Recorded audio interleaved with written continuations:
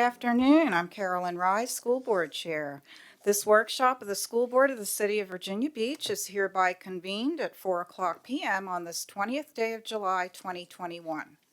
Based on current CDC guidance, as well as that of the Virginia Health Commissioner, as said guidance relates to physical distancing, the school board will accommodate 100% seating capacity within school board chambers for attendees and guests beginning today, July 20th. Attendance means the ability to have a seat in chambers and does not provide for standing of attendees or guests.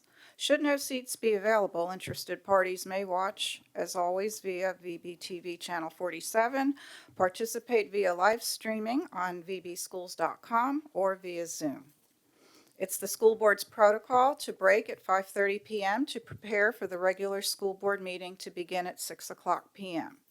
At 5:30 p.m., the school board will conclude its informal meeting unless the school board votes to continue the informal meeting until 5:45. That informal session will conclude no later than 5:45 to allow the school board and the school administration to prepare for the regular school board meeting at 6:00 p.m. With that, Madam Clerk, would you please announce those school board members in attendance? Thank you, Madam Chair. Attending in school board chambers is Chairwoman Rye, Ms. Melnick, Ms. Hughes, Ms. Manning, Ms. Anderson, Ms. Holtz, Ms. Weems, Ms. Felton, Ms. Riggs, and Ms. Franklin, and attending via Zoom is Ms. Owens. Ms. Owens, are you with us? Yep, thank you. And please state for the record where you're Zooming in from. I'm Zooming from home. Thank you. And thank you, Madam Clerk. All right, with that, we'll begin with administrative matters and reports. And I want to first start by noting that Dr. Spence is on leave, and we have here with us on the dais our Chief of Staff, Dr. Don Robertson, acting tonight in his stead. So welcome, Dr. Robertson. So do any of my colleagues have any matters to bring forward at this time? Mrs. Hughes. I've had a couple of constituents ask when SOL and PALS scores will be available. They said they're usually available by now, and they're having some difficulty accessing those.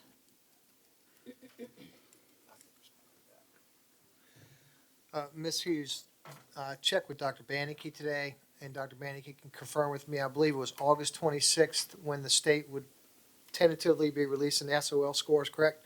And Dr. Rogers is checking on the availability of PAL scores. So Okay. as soon as I get those answers, I'll be sharing those with Ms. Chairwoman Ryan and the whole board. Okay, thank you. Okay. Anybody else? All right, then we're going to proceed with our first session of the evening, our 2021-2022 school plan update, and we are welcoming Dr. Gene Saltner.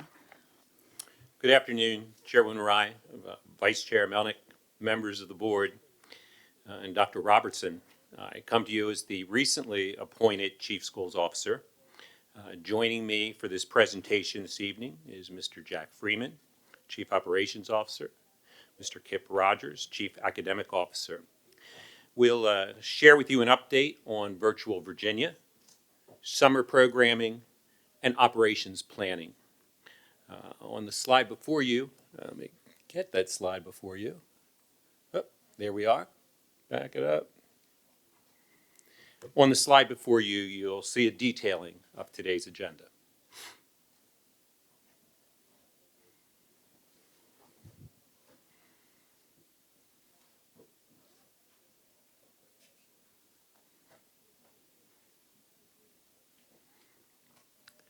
Virtual Virginia registration closed this past Friday, July 16th, and Virginia Beach now has 1,075 students enrolled.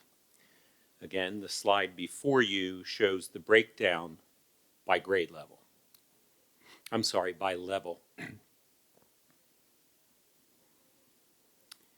As we shared with you in past workshops, CARES funds was utilized to provide supports for our Virtual Virginia students, including a virtual learning principal, 3 school counselors, 3 mentors, and the other positions that are noted on the slide. Virtual Virginia counselors will provide a level of support comparable to a counselor in the brick and mortar environment, with services to include small group and individual counseling, academic, career, personal counseling. The school mentors that you see noted above, on the other hand, will engage directly with the Virtual Virginia staff, daily tracking of progress, participation, and grades. The mentors will be the main point of contact with the Virtual Virginia instructors. Of course, for continuity of instruction, these services will also be anchored at the home school. Registration, transitions in and out of Virtual Virginia will remain with the home school counselor. I also wanted to share with you our commitments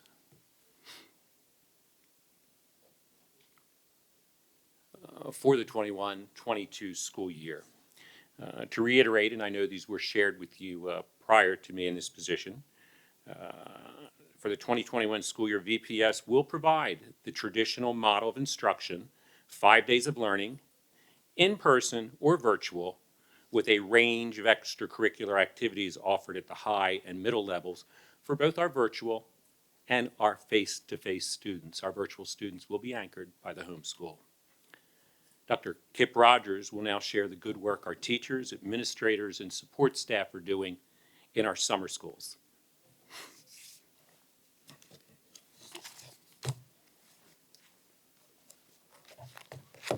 Thank you, Dr. Saltner.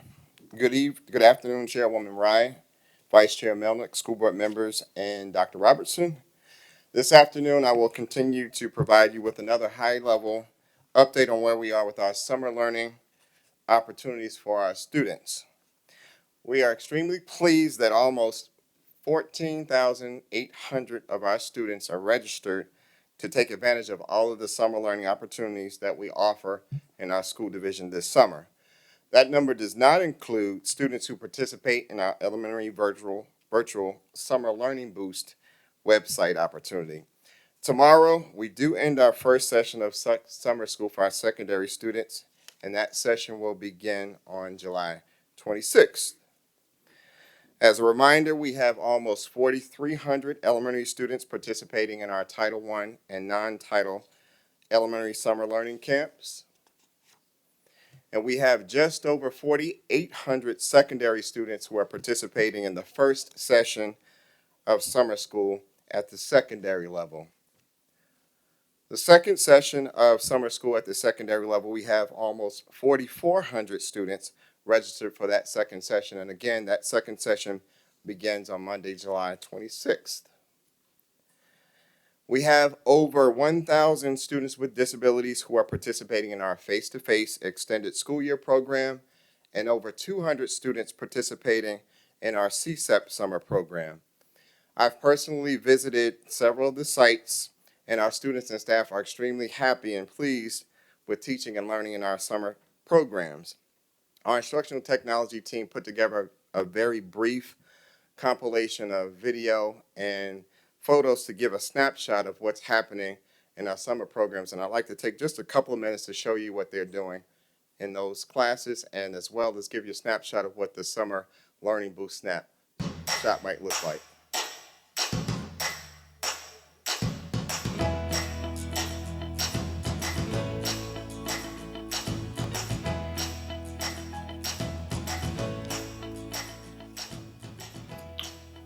Welcome back, second graders. We are on week 2 of Summer Boost. By the end of the week, you will be able to create and solve single-step problems involving addition and subtraction. When you are ready, you can click on my Bitmoji to begin the lesson. Buenos días. Aquí llegamos a la segunda semana del programa de verano Summer Boost. Les hablo de parte de la maestra de matemáticas de segundo grado, la señora Collard. This is an asynchronous, self-paced course designed to allow students to work at their own pace. This course is student-driven with multiple opportunities to check their understanding, challenge their thinking, and reach out for assistance. Please take note of the welcome page that provides the contact information and office hours for your teacher. Additionally, students will have access to on-demand tutoring through FebTutor, should they need additional help outside of the provided office hours.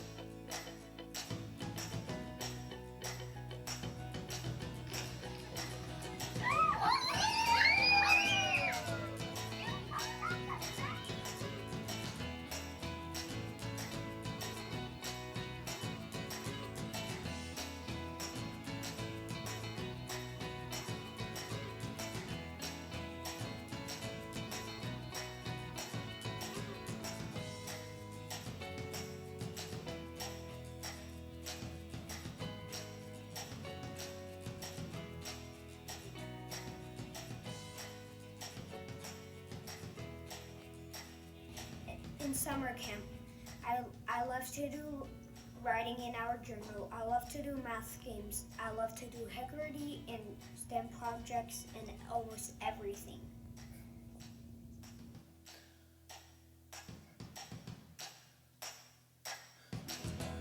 So that gives you a snapshot of what our kids are experiencing. I'm extremely appreciative of all of the work that our teams have done to make that an actuality. So our students do continue to participate in robust learning activities this summer, and our team is working feverishly to duplicate those efforts for our students and staff in the fall. So at the last update that I gave back in June relative to where we are, I ended with sharing that the Department of Teaching and Learning was heavily engaged in the process of reviewing and adjusting our curriculum, focusing on and refining our instructional practices that are needed for the upcoming school year, professional learning to support teachers and students' well-being. So this afternoon, I will provide you with an additional detail on that work. In preparation for the 2021-22 school year, the Language Arts team analyzed a variety of data sources to inform our annual updates and modifications to our curriculum. Unfinished learning as a result of the pandemic was also a consideration. So displayed on the screen are the significant adjustments that were made related to the teaching and learning framework to ensure that our students, teachers, and families meet with success this coming school year. So as you can see, the focus has and will be on phonemic awareness, phonics, as well as vocabulary instruction. And in addition, multiple professional learning opportunities are in progress this summer to support our teachers as well as our administrators in preparing for the next school year. And I'll share details about that momentarily. So we've created some asynchronous courses that are aligned to the science of reading, and you've heard me mention this before, as well as evidence-based practices. Those courses are currently open in Schoology, and several essential sessions in August are offered for our elementary teachers as well as our coaches. Most of the coursework focuses on updates that are related to the teaching and learning framework, that's planning, teaching, and assessing. However, many of them focus on how we are to respond and support unfinished learning for our students. And this past year, we shared a great deal about our work with letters training. In fact, Mrs. Manning did share in one of the meetings that she heard from some of our teachers that they were enjoying that training. And that's essentials for teachers of reading and spelling. That work is continuing. We're excited about what we have. We have 120 of our literacy leaders and Title I classroom teachers who will participate in Letters Volume 2 training. And then we're continuing to build capacity with 200 classroom teachers this school year that will work in teams and focus on Letters Volume 1 coursework. So as far as elementary mathematics is concerned, we have added a recommended daily schedule to the unit overall page or overview page that our teachers have access to, and it includes what we call SURE routines, and that stands for Students in High Yield Opening Routines and Exercises. So SURE routines do help transition instructional practices from more of a deeper learning perspective rather than focusing on just SOL test prep. So we're excited about those changes. As far as professional development is concerned for elementary mathematics, essential professional learning sessions are being held this coming August for all elementary teachers and coaches. And we're still planning for monthly personal professional development for our coaches that's focused on that coaching framework that we've talked about before, as well as the respond portion of the teaching and learning framework. And we'll continue to build upon and leverage the strength of our coaches in August by focusing on that framework and refreshing our PLCs in our schools to focus on student work. Relative to language arts at the secondary level, Tier 1 is extremely important for all of our grades, and grades K through 12, and we will have a strong focus on that. But for secondary language arts, we will focus on high student engagement, providing our students with quality feedback on writing. The way you get better at stuff is when you get feedback on it. We're also providing teachers with strong instructional models, support, as well as resources. And as has been done in elementary, we are integrating SEL skills like responsible decision-making, as well as goal setting for our students. We're also planning to leverage through assessments, which is new from the Virginia Department of Education. Those are formative assessments that are designed to be given in short bursts so that you can have an idea where students are, so that you can adjust your instruction accordingly. The professional development for teachers, again, will have a strong focus on Tier 1 instruction, and what you see in front of you are some of the professional learning opportunities that are being offered for our teachers, some of which I've already shared, but I can share with you a strong focus will also be placed on small group instruction at all levels. For secondary mathematics, commensurate to secondary language arts, we are planning to focus on providing high-quality Tier 1 instruction, and you'll hear that a lot this coming year for all of our students. Updates have been made to our pacing to focus on key standards, and spiral reviews have been created to check for understanding for key concepts.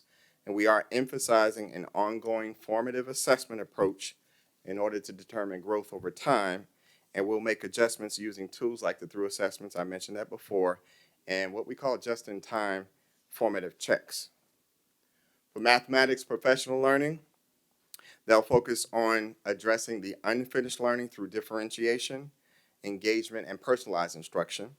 And as was mentioned earlier, we'll also plan to leverage our coaches to assist in building teacher capacity with Tier 1 instruction and scaffolding the instruction to meet the needs of all students and focusing on that growth.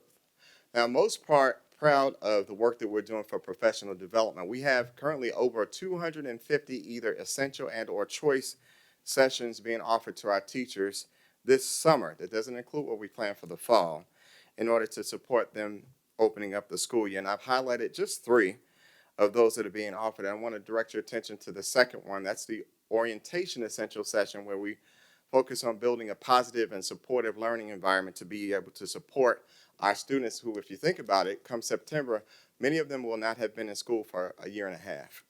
So that'll be an extremely helpful for those teachers. And the last thing that I'd like to share is our preparation to support student well-being as well as behaviors as we welcome more students back to school face-to-face 5 days a week.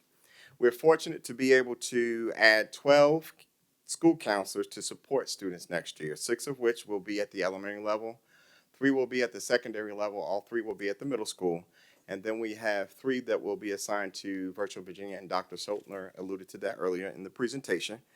And we're excited that that cadre is growing, and it's a reminder from the last time that we are committed to supporting our students, not only academically, but certainly helping them transition back into school. And additionally, we've been able to add 10 behavior support positions for the 2021-22 school year, 7 of which are behavior intervention specialists and 2 behavior intervention teacher assistants. And then the last one is a teacher assistant for our base programs. So currently we have 32 members of the behavior intervention specialist team to provide support to our students as they transition back face-to-face. With that said, I'll now transition from the podium to allow Mr. Freeman to provide his update. Thank you.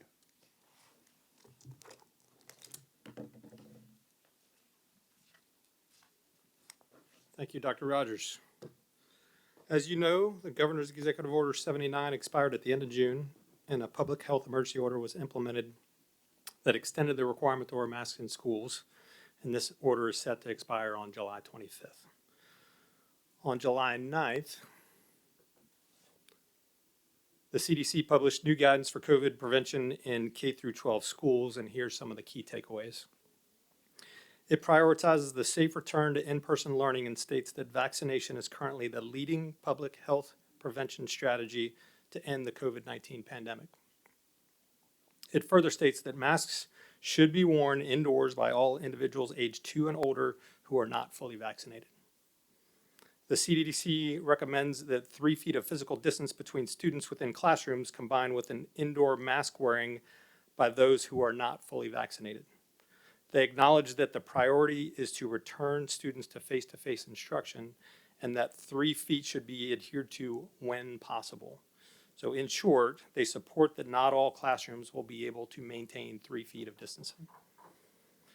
Contact tracing guidelines have been updated. As you recall previously, if someone was identified to be within 6 feet of an infected person for greater than 15 minutes in a 24-hour period, they were required to quarantine for 14 days. Mask wearing was not considered as part of that contact tracing analysis. Under new guidance, that distance is reduced to 3 feet when masks are worn. The updated guidance also notes the importance of staying at home when you feel sick. Other elements of the layered mitigation strategy that they recommend include continued focus on ventilation and hand hygiene and screening testing. And finally, they recommend that school divisions monitor transmission rates, vaccination coverage, testing, and outbreaks. We have received word that the Virginia Department of Health and the Virginia Department of Education are working on guidance to assist with planning, and we are consulting with the Virginia Beach Department of Public Health and local physicians as we refine our COVID mitigation plan for the 21-22 school year.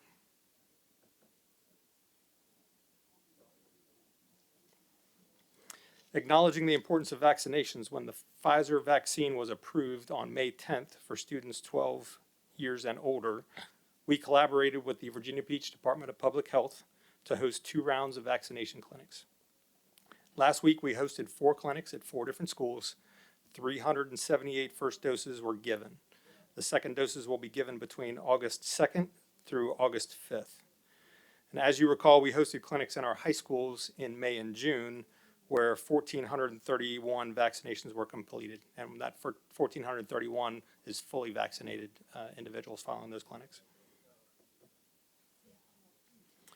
As I mentioned earlier, we are continuing to refine our COVID mitigations to align with updated recommendations that include support from all of our health professional partners, and we will brief you on those plans at the next school board meeting.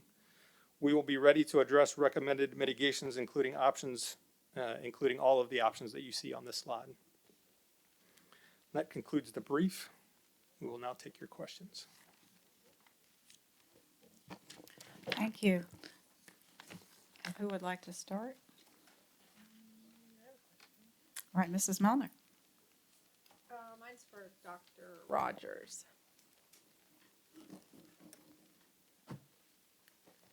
So the summer school numbers are impressive. Do we know how it's going? How are the kids doing? Can you give us? Sure. I think it's going well. We, of course, will have better data once summer school is over and we can assess the qualitative and quantitative data.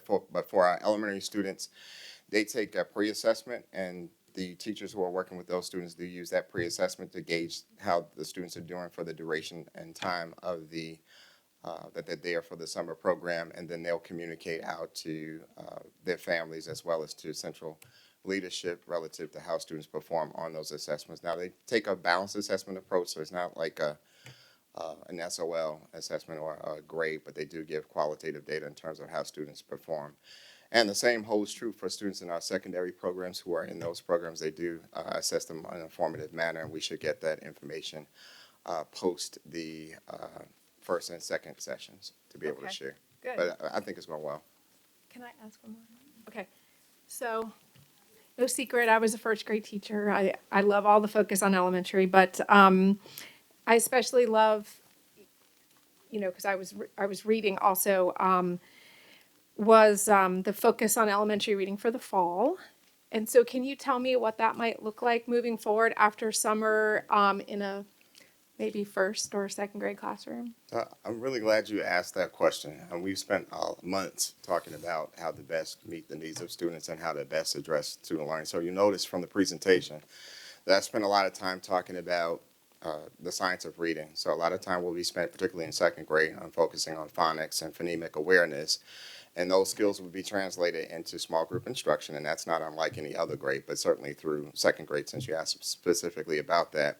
They'll, of course, work on decoding and print text and focus on the readability of students at that level and continually assess them so that we can make adjustments in curriculum as needed. But yes, a strong focus on literacy, phonemic phonics and phonemic readiness that will span the scope of all grades, certainly not just a second grade, and that even transitions to fifth grade as appropriate for those students so that they can be successful in literacy.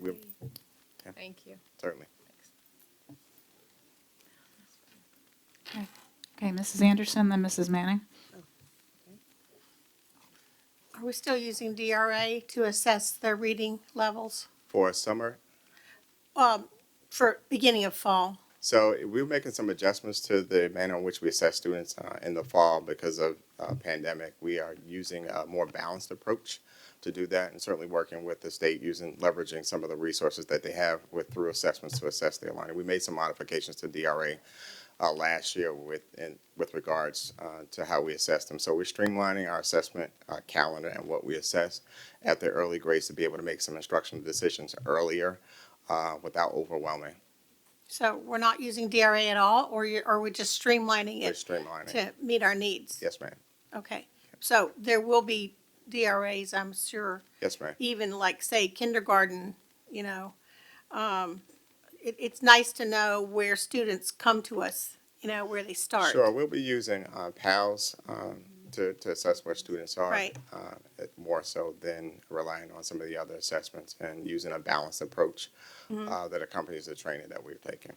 But we are taking a close look at what the state is providing to us relative to through assessments and making some decisions in terms of we don't want to over-assess students. That was agreed upon. What really, is the so. program that the state's using? So they're using through assessments, and the way I understand What's it it is called? through assessments, which are just short formative assessments, determine where students are at that point in time, and we'll do that early in the fall.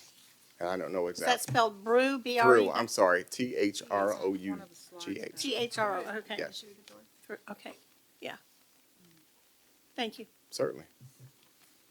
Okay, Mrs. Manning. Just two questions for you, Dr. Rogers. Certainly. Have we had affirmation from Virtual Virginia that they can accommodate all of our students? Do they have the appropriate staffing, the necessary classes for our students that have made that choice? Yes, we do. We closed registration for that, as Dr. Saltner shared earlier this week, and we're working very closely with them to make sure that we can have all of our students registered. As a matter of fact, I anticipate we're going to get billed for it soon. But they assured us that we would they would be able to accommodate us. I would argue that Virginia Beach probably has one of the largest numbers of students participating in the Virtual Virginia program. And we've been communicating with them probably daily, every other day in some way, shape, form, or fashion. So they're well aware of the numbers of students that we have at each level who are anticipating being able to register for courses. For elementary students, it's pretty easy because it's cut and dry in terms of what they'd be able to take.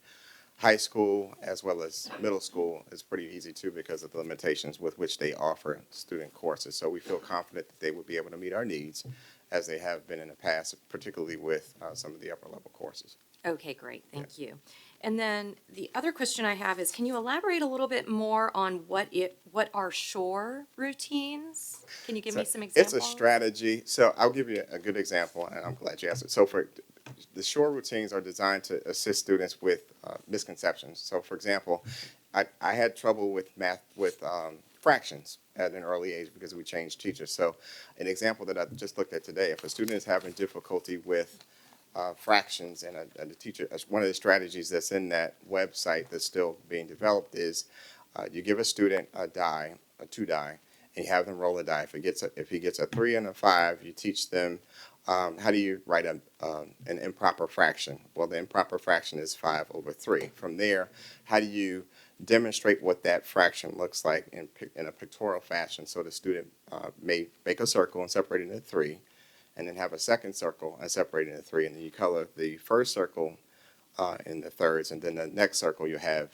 2 of those thirds shaded, so the student can visually see what 5/3 looks like, in addition to having an opportunity with a tactile resource to see what it looks like there. So it's just multiple ways in which to assist students into dispelling some of the misconceptions that they get from time to time, particularly in the area of math. And they're doing a really good job with that. So just examples for teachers to be able to use to support students in need. So it's essentially a teaching strategy. Yes, Not- it's a okay. website with a plethora of teaching strategies that our mathematics team, led by Johanna Ortiz and her team. Oh, it's a whole website. Yeah, it's a whole website oh. that they're creating. Is that It's a something we Google can site. look at? Or- I think staff would be, I have to check on, it's a Google site that they're building out. So yes, you should be able to. It's something that we're creating It's here. something created Okay. internal. All right, great. Yeah. Thank you. Okay, Mrs. Franklin, then Mrs. Weems. Thank you, Dr. Rogers. I just was curious, I've got two questions, but I was curious, how does the enrollment compare to last year for summer school? Or summer learning opportunities, I should So I say. would imagine, I don't know the number, but I can tell you, we have a whole lot of students who have enrolled in, because we have so much more to offer this year than we have last year. So it's more robust significantly offering, more. okay. Oh, yes, absolutely. Yeah, Yeah. I can get you that information, though. okay. Yeah, I was just curious to see if we were, it's the same? No. And then, just out of curiosity, I know that you said the virtual Virginia registration closed on July 17th. I know that there has been a lot of questions about what is going to happen in the fall. Do families still have an opportunity to register for that, or is that completely closed at this point? So families internally, locally, or Local- coming within from VBC, outside? yes. Well, we've asked for families to commit to virtual learning for the year, so that's what we're going to hold to. Of course, if No, they're I'm sorry, I mean, if they chose face-to-face and then they decide to go virtual, is there an opportunity for them to change their mind, or is it closed at this point? So we've not given a widespread opportunity for families to change their mind because of the details that are associated with transitioning from face-to-face to virtual. Of course, if there are extenuating circumstances that would need discussion, I would never tell a parent to not express their concern for an extenuating circumstance with their building level administrator. But we are asking families to commit to being face-to-face or commit to being virtual. So I don't want to, point it that we are making it widespread that that's the date, because we have to adhere to the deadline that Virtual Virginia has given us, and they're not extremely flexible with that date. Okay, Mrs. Weems. Yes, thank you. I had the same question, asking for the comparison of the 14,800 students that had signed up for summer school. If you could give us those numbers, compared to last year and the year before, that would be helpful. Thank you. Also, with the extended, school for, those receiving special education services, 1,020. Also, how did that compare, do you know, from last year? So I and the year know that before? that number is more. I don't know how much more. It's at least 100 or 200 more, and I can get that information Okay. for you as well. I'm not sure whether Ronnie is listening or not, and she might be able to jump in, but she'll be here later. But we can get that. I'm pretty sure it's more than it has been in the past. Yeah, I would assume so. Not that It's much. just interesting, Yes. yeah, if we could get that data. And then also with the approximately 1,000 of our students that are signed up for Virtual Virginia, do you know how many of those have an IEP? Yes, I do have that, but I don't have it in front of me. Because our teachers are actually, So we have are going to be the teachers for students receiving special education services, correct? Our teachers are going to provide special education services for the students that are signed up for Virtual Virginia. No, so we have some students who with disabilities who will be taught by Virtual Virginia teachers through Virtual Virginia, and then we have some of our own students with disabilities who don't qualify. Well, let's say qualify. Virtual Virginia aren't able to meet the needs that are outlined in their IEP, so we have to provide the education for some of our students with disabilities with using our internal staff. Okay, because I thought we had to provide all of that. I misunderstood, because I think Yeah, I we have asked that some. before. We have several students, and I just don't have that number. It's less than 100, though. I do know that, but I Okay. don't know the exact number who will be fully educated 100% through Virtual Virginia. Many Okay. of those students have speech IEPs, and many of those students have accommodations that can be met by Virtual Virginia staff. Where that can't happen, we will be providing the internal education staff, for okay. them with their internal. Thank you. And also, Sure. this one's for Mr. Freeman. So with the three, perhaps the 3-foot, space mitigation, we can still make sure that we have all of our students, because we're talking about all of our students except for 1,075. So we're gonna have them all face-to-face, even with that. Yeah, and as the Yeah, when- CDC 'cause it says recommended, the when priority possible. is to get all students back to face-to-face instruction, and when possible, do it with 3 feet of distancing. Okay. And we'll make accommodations, and when you can't do 3 feet of distancing, including other layered strategies to be able to help support safety. Just wanted to reemphasize that, because we have most of our kiddos back, it looks like, back in the building, which is great news, but also great that Virtual Virginia can offer something for those who choose otherwise. Thank you so much. Thank you. Okay, Mrs. Melnick and Mrs. Sorry, Anderson. Dr. Rogers. Can you maybe just touch on math a little for me moving forward, since I heard math scores are down? So I'm glad you asked that question. So the way in which we approach math will be an approach very similar to that of language arts and English. We'll focus on small group instruction, focus on tier 1 instruction, and the way in which we plan to determine how students are performing as they go along is using small formative assessments after each unit, particularly at the secondary level. And that'll give us a good idea about where students are and where we need to focus our efforts in terms of modifying instruction, as well as rethinking some of the assessments that we're providing students and giving them an opportunity to have some additional support beyond the Title I, beyond Tier 1 instruction. So that's pretty much where we are with that. We'll use the through assessments that the state provides, as well as the just-in-time quick checks as well. Okay, I like the small group. Thank you. Yes. Mrs. Anderson? I have a couple questions. One of them, Mr. Freeman, high school and middle schools are highly populated compared to elementary. So the guidelines are that we should have 3 feet of distancing when possible. So would you say that the 3 feet of distance is easily accommodated in high school and middle school, or is that difficult in most cases? I think it's going to be situation dependent. And I understand. We'll go through that, and we will, when possible, get our students 3 feet of distancing in the classrooms. And when not, we'll have layered mitigation strategies that support safety when it can't be maintained. Okay, that was what I was asking. Our mitigation strategies are then going to become very important to us. One more thing. Any idea, is there going to be any major changes in the hours of operation for high school, middle school, et cetera? Are we able to accommodate the hours that we did last year, or will there be some changes, or are you going to give us an update on that later on? It was in the update that we gave, I believe it was the last school board meeting, where I gave the transportation update and said what it is. You did. End of day is 4:15. I can't remember all the wickets in Middle between. school, right, yeah. 9:45. So middle school's a little bit longer. So back from 4:30 this school year, we got it to 4:15 for next school year. Okay, all right. That's been the major question that parents have asked, and I have not responded and didn't ask for clarification, so the other question I have, can students come back to us face-to-face if they've chosen Virtual Virginia?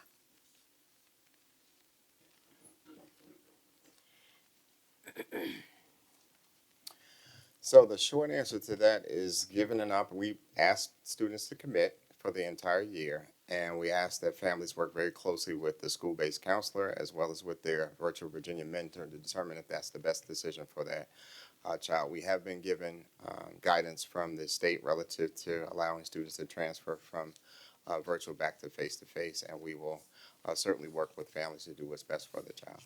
Okay, because we just got an email today. This morning, I read an email from a parent who's now saying that she thinks she'd like to come back face to face, depending on what we do with our face masks resolution. So, and obviously she's chosen Virtual Virginia at this point, but she might want to come back. So, Sure, or we will continue to work with families. Okay. If I Thank you. could add additional comment here, because we have two different situations going on. The easier situation is to accommodate the family who chooses for their student to return from the virtual environment to in-person. We can easily accommodate that. Okay. The more difficult accommodation is for the in-person student who then wants to go virtual, because that's going to be dependent upon whether or not there are seats available in the Virtual Virginia program, which we have no control over. Okay.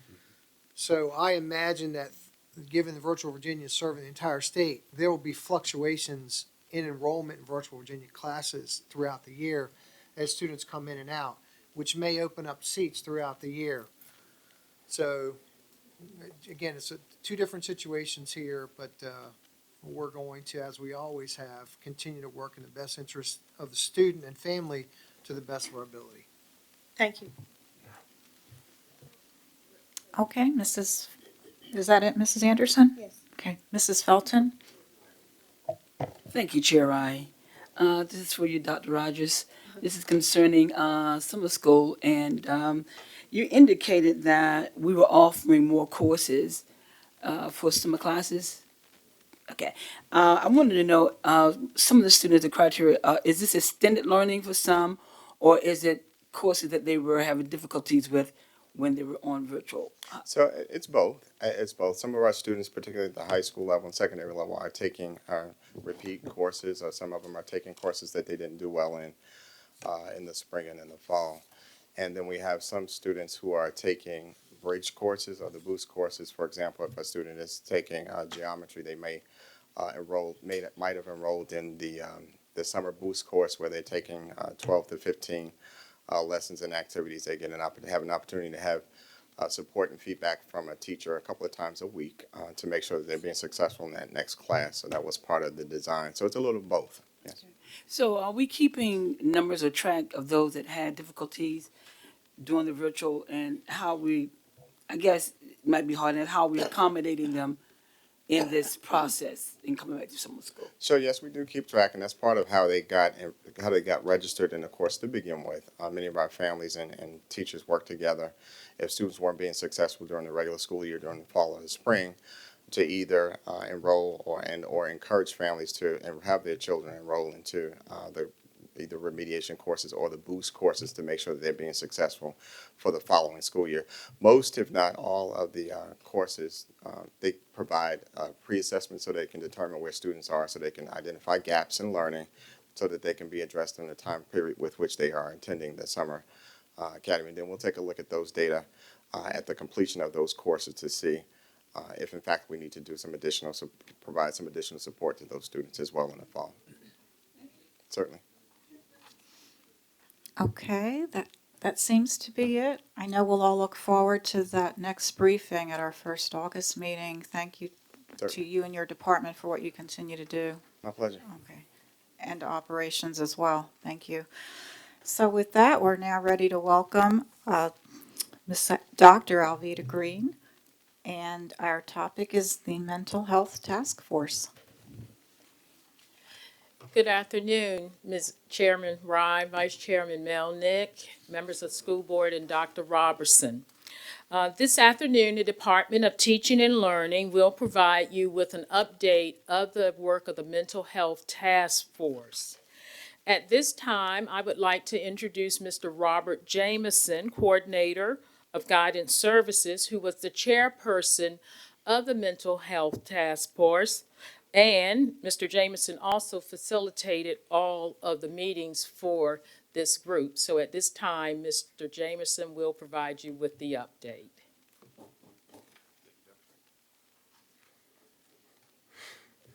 Good afternoon, Chairwoman Rye, Vicewoman Melnick, members of the school board, and Dr. Robertson.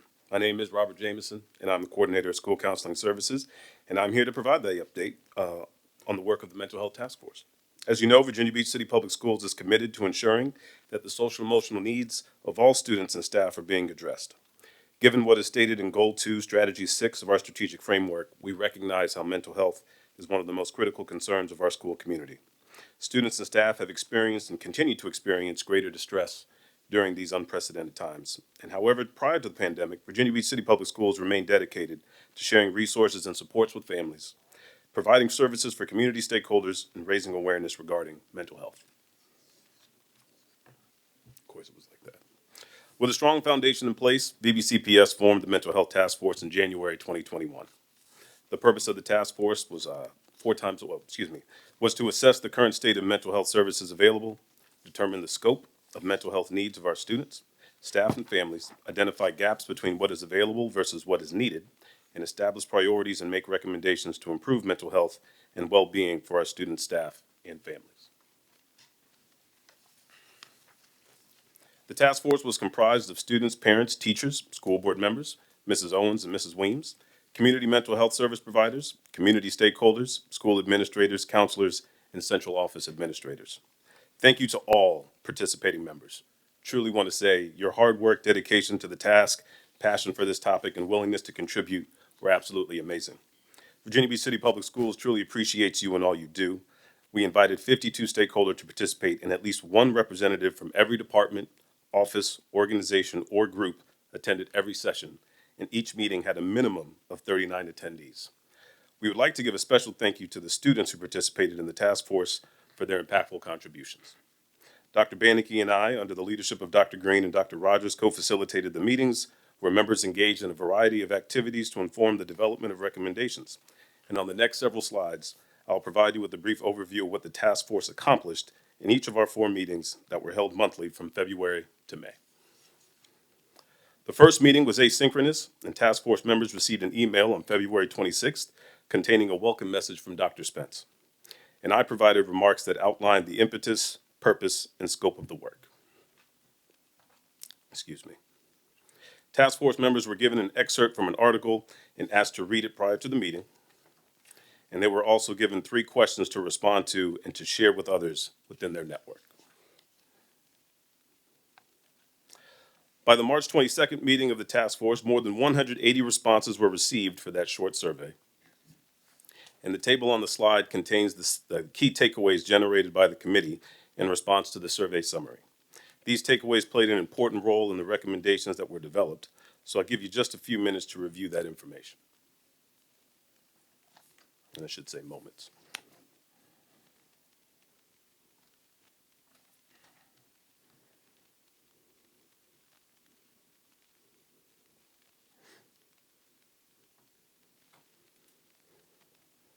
As you also see, the task force members also shared their reflections on the assigned reading and worked in small groups to identify the top barriers to addressing mental health needs. And the barriers identified by the groups included stigma, access, awareness of available resources, and students in crisis being identified too late.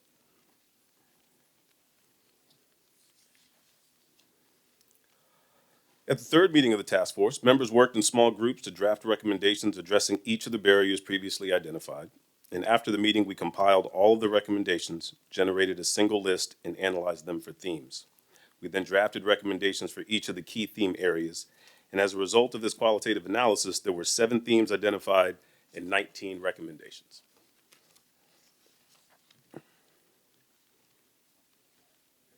At the May meeting, the members were provided with the verbatim responses on which the themes and draft recommendations were based. Working in small groups, the members were asked to identify no more than 10 recommendations, and they would put forward with the option of adding something if they thought it had been missed. Once they identified their top 10, each member in the group was given 4 votes and asked to identify the 4 recommendations that they thought should be our top priorities. Votes were tallied for each recommendation by group, and based on this process, the following 10 recommendations emerged from the task force. So please take a moment to briefly read these first 5 recommendations.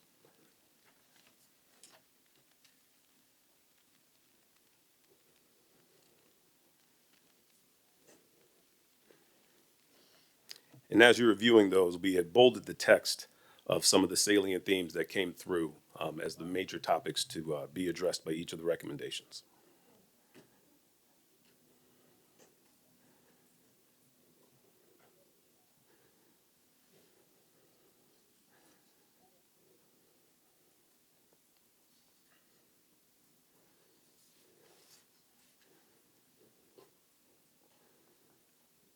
For the sake of time, please read through the remaining 5 recommendations, again bolded with some of the main takeaways for each of the recommendations you see listed.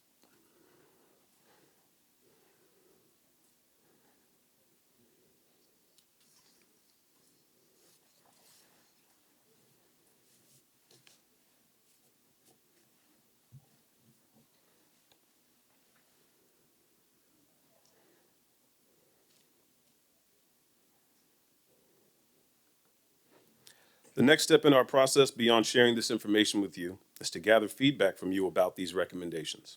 We are asking and hoping that you provide any feedback that you may have to the school board members who served on the task force, Mrs. Weems and Mrs. Owens, by no later than August 3rd, 2021, and we will take the feedback under consideration as we develop next steps in conjunction with the Mental Health Task Force. And this concludes the presentation, and I'm happy to answer any questions you may have at this time.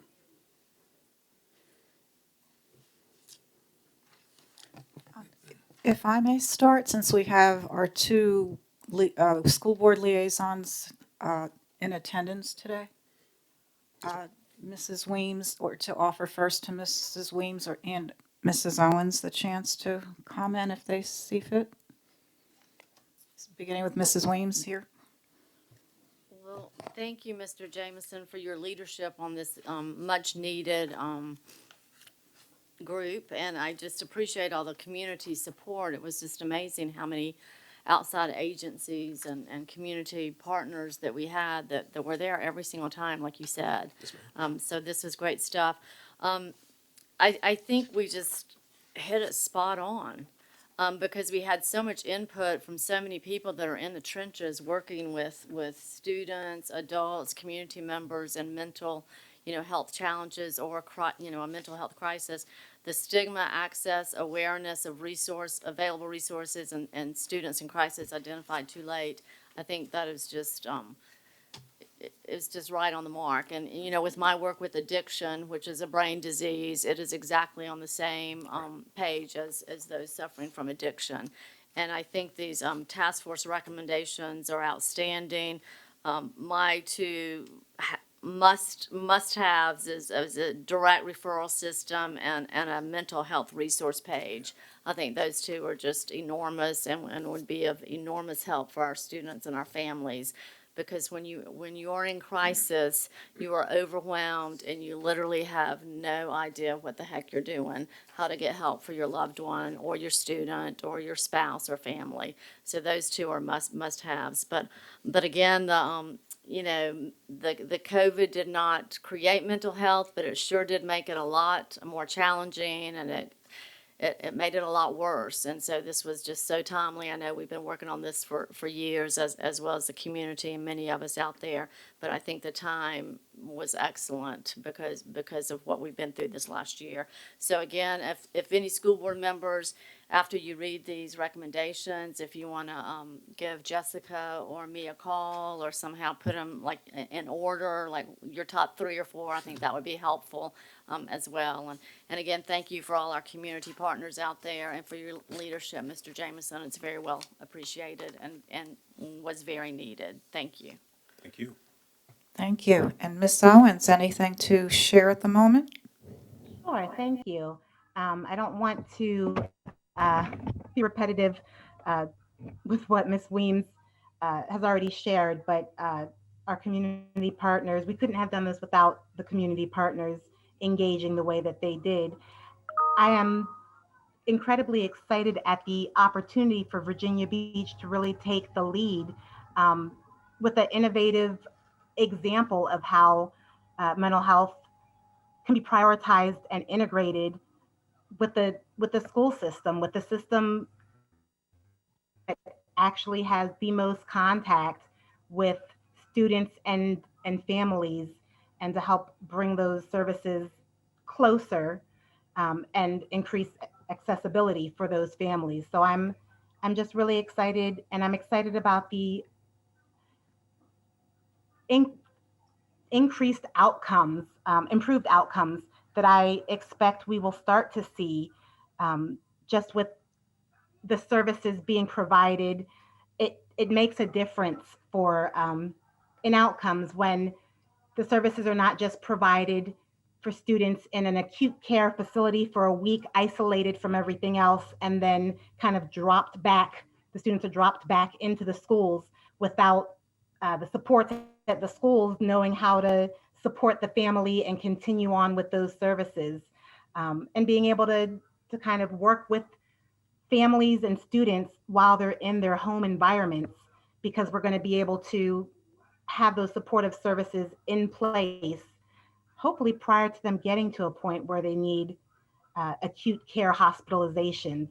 And so I'm just really looking forward to getting some of these recommendations implemented and ensuring that we have the full support of the board and administration to move forward quickly and robustly in getting things in place, because I know Ms. Weems said it's very timely, and I suppose I could agree. I think it's very past time for something like this to have been in place. And so I'm ready and excited to move forward and have Virginia Beach be an example for other localities and how this can be coordinated for them in the future. Thank you. And I want to qualify just my terminology. Ms. Owens and Mrs. Weems were actual members of the task force appointed by the superintendent. So with that, Mrs. Manning and then Mrs. Riggs. Yeah, thank you, Ms. Owens and Ms. Weems, for your hard work on the task force. And also, I'm just so excited with all the community partnerships with the folks that came out. And, you know, I've seen this over the years. I've been talking about this with discipline concerns that we see where there's such a need for referrals somewhere. Our teachers, our staff need to know who to refer students and families to, and we haven't had that. So I'm very excited to see the direct referral system. But do we have places to refer them to? I mean, you know, it can't, these are outside sources as well that we're talking about, correct? Yes, ma'am. I mean, what's the availability? I mean, this is a crisis, I think, in our state and in our nation. What's that looking like? Sure. And so, again, thank you for that question and for that feedback. And this is a great example of being responsive versus reactionary or being reactive. So we've had conversations with multiple mental health providers in our area. And this is where also innovation kicks in. Because if we look at our system the way it's currently structured, you are correct. There's wait lists and there's things that may not be available in terms of services, supports, programs. But in having conversations with our local providers, there are some opportunities that we can explore. And if, you know, with the support of admin or administration as well as with the school board, I think that there's some options that we could be discussing as a school division and discussing with our school board to see what really is possible. And I will tell you, it's not much of what is currently out there. It's going to take, and it has taken, conversations with CHKD, conversations with Family Insight, and seeing what we can bring together and really organizing resources. And I just want to be clear on, they may not be currently in place, but we're going to have to discuss what those could be and then present them for consideration. Okay, thank you so much. Okay, Mrs. Riggs, then Mrs. Anderson. So, do we have any past data about how often school counselors handled, assess students for suicidal or other at risk? So we will be able to compare this coming year and the task force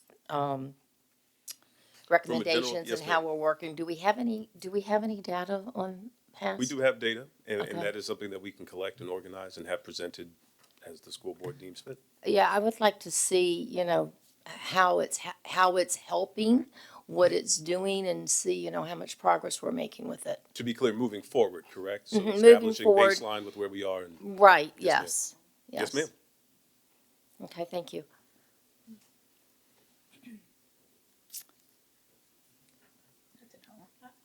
That was my question.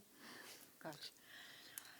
All right, then I'll, and this is more a process, Mr. Jamerson and perhaps Dr. Green or even Dr. Robertson. I mean, do you have can you live with 10 recommendations what you were gearing towards, or is it going to depend on further board feedback? So I'll quickly share. task force recommendations in form of those were their top priorities, or those were our top priorities as a task force. There were 19, as noted in the notes of the presentation, but 10, from how we received the votes, from how we saw the discussions play out, yes, those 10 are the ones we'd like to move forward with consideration and see where we can go next. And like a lot of our initiatives, we often have to take steps Correct. and obviously can't tackle everything all at once. And I hope this is not an unfair question. Among these 10 recommendations, have you had a chance to, I mean, just in your own mind, do any stand out as you, with you that, well, we are kind of, we're further ahead? Because maybe some of these are totally new for us and others are just a composite of what we already have been doing but need to do more, right? Correct. If I were to ask you like to pick out one or two where you feel we're that much further along from the goal line than some of the others as a starting point.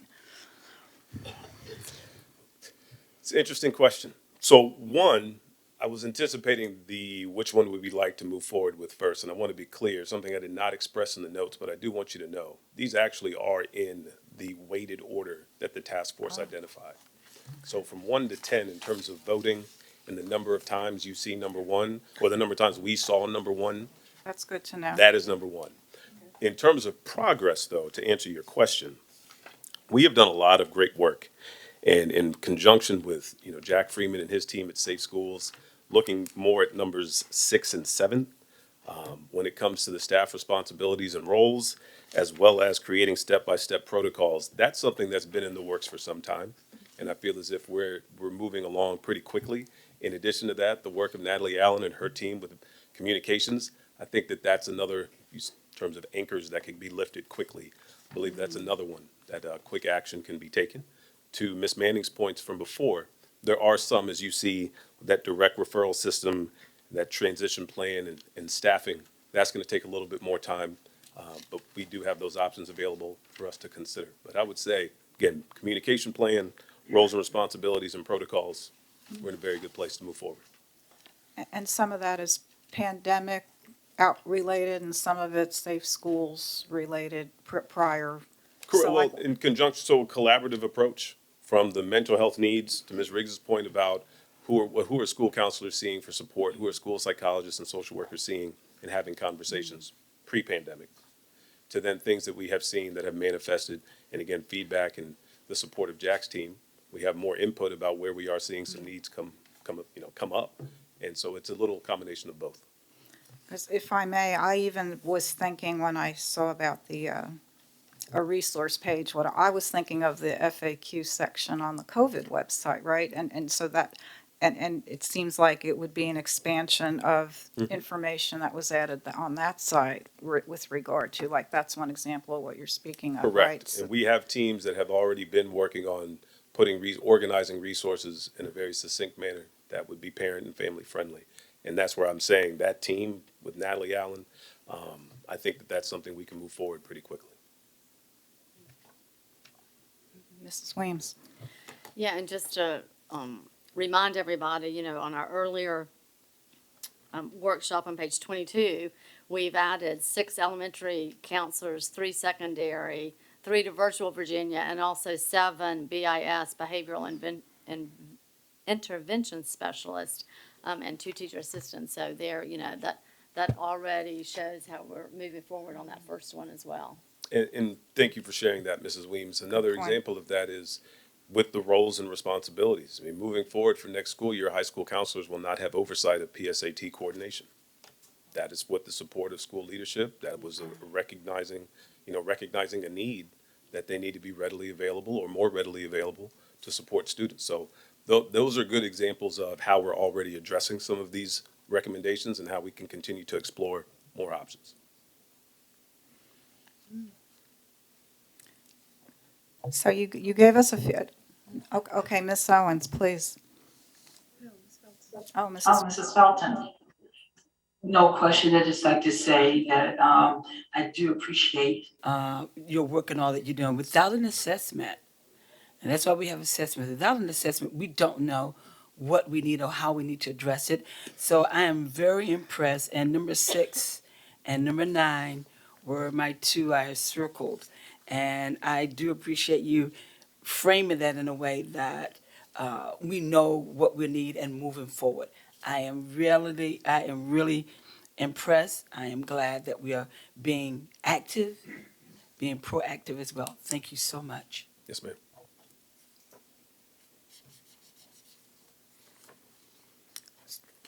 Thank you. So, Mrs. Felton, I just, I guess I went over, glossed over that too quickly. So number 9 is referencing staff, is that right?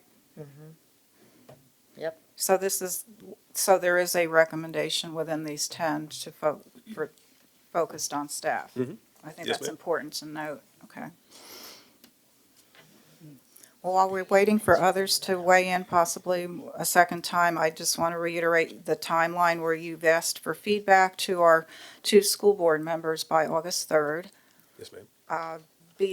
I don't want to pin you down, but how do you see this, the timeline beyond that point? So we have already committed to reconvening the task force. We wanted to lock in the date at which we could present to you, as well as receive that feedback. So timeline-wise, we envision some form of communication to task force members prior to the beginning of our school year, and then reconvening most likely in October, whether face-to-face or virtually, and then setting what those meetings will look like throughout the remainder of the 21-22 school year. We do not want this to be a one-off.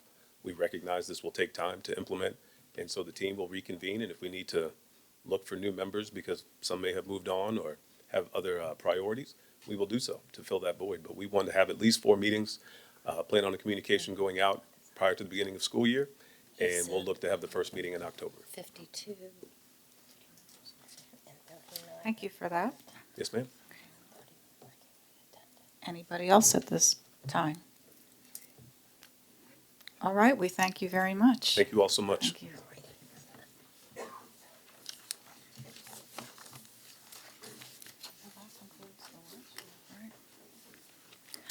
All right, well, this concludes our workshop, ending a little earlier than typically, but we will be reconvening here in school board chambers at 6 o'clock.